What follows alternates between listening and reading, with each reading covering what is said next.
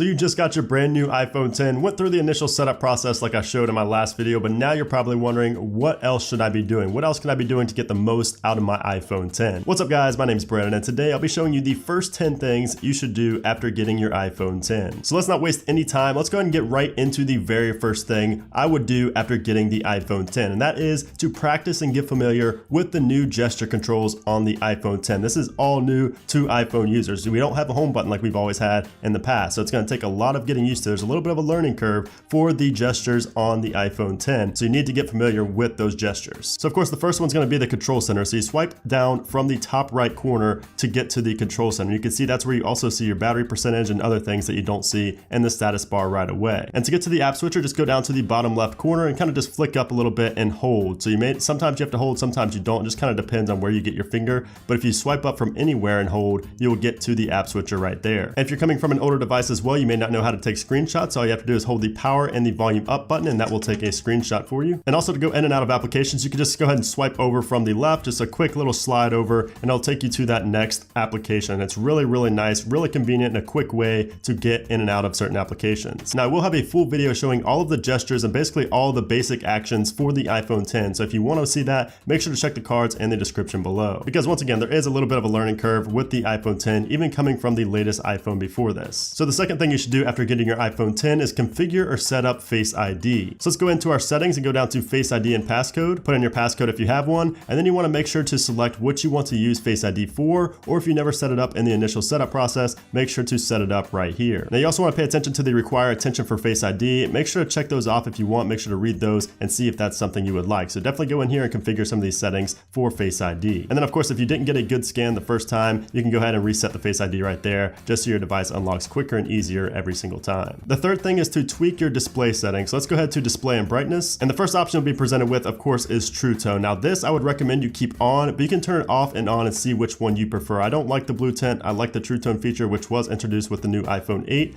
but you can go ahead and mess around with this and see what you like, but I'd recommend you keep True Tone on. I also personally like to turn auto lock to never, just because I never forget to lock my device. And when I'm doing things, sometimes I'll be away from my phone and I don't want to go back and have to unlock it time and time again. So I like to keep auto lock on never always. Raise to wake is also a feature in here, but I would not recommend this on the iPhone 10, just because you can simply tap the screen on the iPhone 10 to wake the device. So there's really no need for raise to wake. And then if we go back and go to general, accessibility, and display accommodations, this is where you can go ahead and turn on or off auto brightness, whatever you prefer. I prefer it off, but some people do prefer it on. So yeah, we'll just go through and tweak the display settings to your liking. Next up is tweaking the control center, which of course you get to by swiping down from the right. You can see there's a lot of room down here, so we can fit some more icons in there if we want to. So let's go to customize controls. So I personally like having my alarm in there, so I'm going to add the alarm. I like having my flashlight right there. You can basically just move these around to where you want them to be and add in whatever you want to be in there. And since you have a lot more room with the control center here on the iPhone 10, there's really no reason not to fill it all the way up. Unless of course you think it could look cluttered, but that's just up to you. I would just go in and customize the control center to your liking just because you can. And then also in control center, of course, if you didn't know, you can 3D touch on all of these toggles and get more settings, more functionality out of these toggles. So definitely go ahead and check that out. The fifth thing you should do after getting your brand new iPhone 10 is sending some animojis. So animojis are exclusive to the iPhone 10. However, anybody with an iPhone can see the Animoji. So if you don't know, Animojis are basically just a mask on your face, and it basically just mimics your face, like the mouth movements and everything,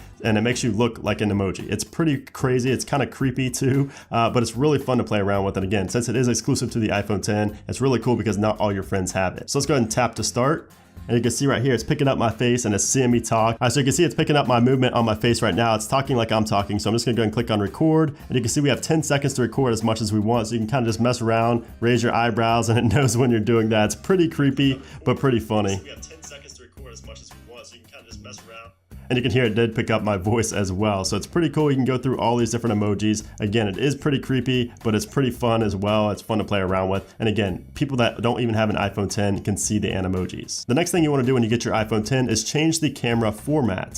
So let's go down to our camera settings, formats, And we want to change this to high efficiency. And this is going to capture photos and videos in the HEVC format instead of the JPEG and H.264. So basically what this is going to do is give you the same quality, but just reduce the space that it takes. So there's really no reason not to do this. And again, it's really important that you do this first, before you get into taking a lot of pictures and videos, because you cannot change this once you've already taken pictures and videos in the other format. So definitely change this to high efficiency. You're going to save some space on your device. You should also download some AR applications to take advantage of ARKit on the iPhone 10, which of course is even more powerful than the iPhone 8. So you can go into the App Store right here. If you go to apps and you scroll down, top categories, AR apps should be right there. And you can find a ton of AR applications to take full advantage of ARKit. Really, really cool stuff. Augmented reality is definitely the future, and it's really fun to play around with some of these apps, especially apps like IKEA Place. There's another app called AR Zombie, which is really fun. I also have an application called Lightspace and Tape Measure as well. Both of these are great as well. So I definitely recommend looking around and installing some AR applications on your iPhone 10. The next thing you should do on your iPhone 10 is try out portrait selfies and take a portrait selfie for yourself, because again, this is another exclusive feature of the iPhone 10, and it's really, really cool. So not only do we have portrait lighting, but we have portrait selfies as well. So if we flip the camera around, you can see me right here, and you can see that it has the blurred background. It's the portrait effect on selfies, the front facing camera, which is really, really cool. You can even change the lighting for that as well. So we have contour light, we have stage light mono, studio light. We could change that right there, and it's really cool to take selfies with this effect. So I'm just gonna do the natural light right there, take my portrait selfie, take a look at it. Really, really cool. A lot more professional looking than just your standard selfie. So if you want to impress your friends with some amazing quality selfies, definitely check out portrait selfies. Again, another exclusive feature on the iPhone 10. The next thing you should do is organize your home screen. So definitely once you start installing a bunch of applications, you're definitely going to want to have an organized screen, whether that's folders, whether that's just moving things around to the spot you want them to be in for easy access. Whatever it is, you should definitely go ahead and organize your screen. And with iOS 11, you can move multiple app icons at once. So if you go and tap and hold on an icon and then tap on another one, you can see that we can move multiples at once to another page or into a folder, whatever it may be. So it makes it very, very easy here with iOS 11. And then with the iPhone 10, once you're in wiggle mode, you don't have a home button, but you can just swipe up, or you have a done button up here in the top right. So you can just go ahead and tap on that once you've organized your home screen. And if you're a brand new iOS user, the way to make a folder is just to drag an icon on top of another, and then it will create a folder for you. And the final thing you should do after getting your brand new iPhone 10 is install a screen protector and then throw on a case to protect